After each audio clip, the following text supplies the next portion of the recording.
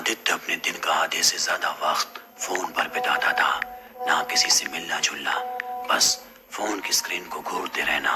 उसकी ये लत घर वालों के लिए भी परेशानी का सबब बन चुकी थी और अब तो वो स्कूल में भी कई बार फोन चलाते पकड़ा गया था।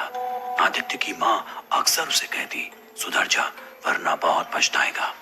उसे शायद इसका इल्म भी नहीं था कि माँ की ये बात इतनी जल्दी हकीकत में तब्दील होने वाली है। एक रोज जब वो स्कूल से लौटकर घर आया तो अपने बिस्तर पर बैठे आराम से फोन चला रहा था कि तभी उसे एक नोटिफिकेशन आया। इस नोटिफिकेशन में लिखा था, murdermystery.com वेलकम्स यू, यानी murdermystery.com में आपका स्वागत है। आदित्य इस नोटिफिकेशन को देखकर बेहद डर गया, क्योंकि उसे अच्छी तरह याद है कि उसने कभी ऐसी कोई वेबसाइट अपने फोन में नहीं खोली। वो उसे इग्नोर करता है और फिर फोन बंद करके सो जाता है। शाम को जब उसकी आंख खुलती है तो वो देखता है कि उसके फोन की स्क्रीन पूरी तरह से उस murdermystery.com के नोटिफिकेशन से भर चुकी है।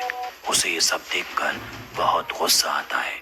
वो झल्लाते हुए उस नोटिफिकेशन पर कैंसिल बटन दबाता है, मगर फौरन फोन हैंग हो जाता है। आदित्य अपना फोन रीस्टार्ट करता है। एक दिन जब वो स्कूल में बैठा था तभी एक के बाद एक उसके फोन में कई मैसेजेस आते हैं। वो जब स्क्रीन खोलता है तो उसे दोबारा वही नोटिफिकेशंस दिखते हैं। वो फिर कैंसिल करता है और एक बार फिर उसका फोन हैंग हो जाता है। गुस्से में वो फोन वापस बैग में पटक देता है। उसी शाम एक बार फिर लगातार फोन पर मैसेज आते हैं। आदित्य के सामने फिर वही murdermystery.com की नोटिफिकेशन थे। इस बार वो जानता था कि अगर कैंसिल पर क्लिक किया तो फिर फोन हैंग हो जाएगा। लिहाजा वो इस वेबसाइट को खोलकर उसके अंदर क्या है ये देखने की कोशिश करता है, मगर शायद ये उसके जीवन की सबसे बड़ी गलती थी। जैसे ही आदित्य उस वेबसाइट को खोलता है, एक वीडियो कॉल स्टार्ट हो जाती है। आदित्य का कैमरा उसकी तस्वीरें खींचने लगता है और सामने एक अजीब सी लड़की कमरे में बैठी नजर आती है। उस लड़की का चेहरा बेहद ही अजीब और डरावना था। शुरुआत में आदित्य को लगता है जैसे उसने किसी भूत को देख लिया हो, मगर फिर उसे लगता है ये कोई मजाक है। वो स्क्रीन को बंद करने की कोशिश करता है, मगर फोन एक बार फिर हैंग हो जाता है। कुछ ही देर की बात थी कि आदित्य के अपनी गैलरी के फोटो भी उस वेबसाइट पर अपलोड हो जाते हैं, जिस पर अब लिखा होता है, योर टाइम स्टार्ट्स नाउ, यानी तुम्हारा समय अब शुरू होता है। आदित्य कुछ समझ नहीं पाता। तभी उसकी नजर मोबाइल स्क्रीन की नोटिफिकेशन बार पर पड़ती है। वहां एक टाइमर चालू था जिसमें 48 घंटे का काउंटडाउन शुरू हो चुका था। साथ ही लिखा था, आवर्स लेफ्ट टू डेथ, यानी मौत से पहले शेष घंटे। आदित्य के मन में डर तो था, मगर वो अब भी इन सब चीजों को महज मजाक के तौर पर ही देख रहा था। तभी अचानक स्क्रीन पर नजर आ रही वो लड़की हरकत करती है और दौड़ते हुए अपना चेहरा मोबाइल स्क्रीन के पास ले आती है। उसे करीब से देखते ही आदित्य के होश उड़ जाते हैं। वो वही लड़की थी जिसने कुछ महीने पहले खुदकुशी कर ली थी।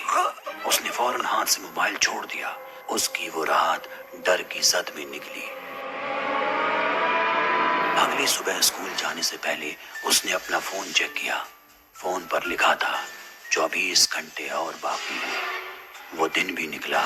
वो समझ नहीं पा रहा था कि किसी को कैसे बताए इस बारे में, मगर हिम्मत करके उसने अपने दोस्त को सारी बात बताई।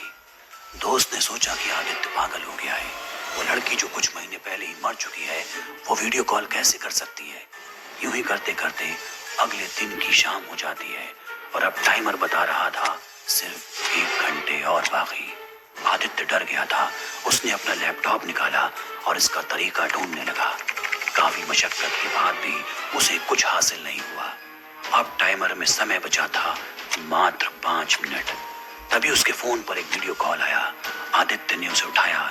एक बार फिर वही लड़की उसके सामने आई, मुस्कुराई और बोली, मैंने अपना बदला ले लिया। और इसी के साथ फोन ब्लास्ट हो जाता है।